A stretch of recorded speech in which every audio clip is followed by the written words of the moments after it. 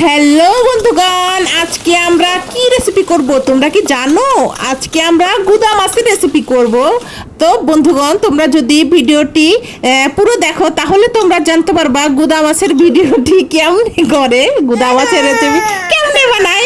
এই যে আমার ছেলে কান্দা দিছে, বাবা কান্দো না, আমাকে ভিডিওটা ঠিক করবার দাও, ভিডিও বানাবার দাও।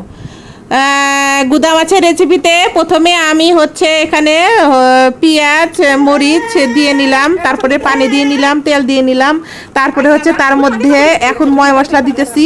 ময় মশলা না দিলে তো আর হবে না, সব ময় মশলা দিতেছি। তো যাই হোক, এইভাবে নাড়াচাড়া করতেছি।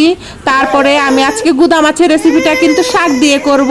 তো আমি গুদা মাছের রেসিপিটা শাক দিয়ে করবো জন্যে আমি লাল শাক নিয়ে নিয়েছি। লাল শাকের কচি কচি কচি কচি আগাগুলো নিয়ে এখন আমি কচি কচিগুলো দিয়ে দিলাম।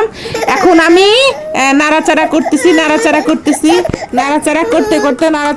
করতে এখন একটু বুনাইতেছি। তো গুদা মাছের রেসিপিটা কিন্তু অনেক স্বাদ লাগে, আমার কাছে অনেক ভালো লাগে। তার মধ্যে লাল শাক, সেই মজা, সেই মজা।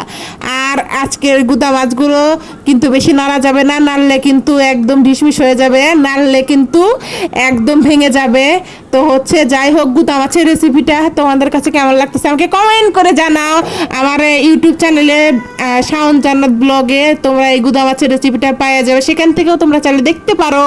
তো যাই হোক গাইস, তো গুদা মাছের ফাইনাল রেজাল্ট দেখার জন্য আমার ভিডিওটি কিন্তু সম্পূর্ণ দেখতে হবে। তো হয়ে গেল আমাদের আজকের গুদা মাছের রেসিপিটা।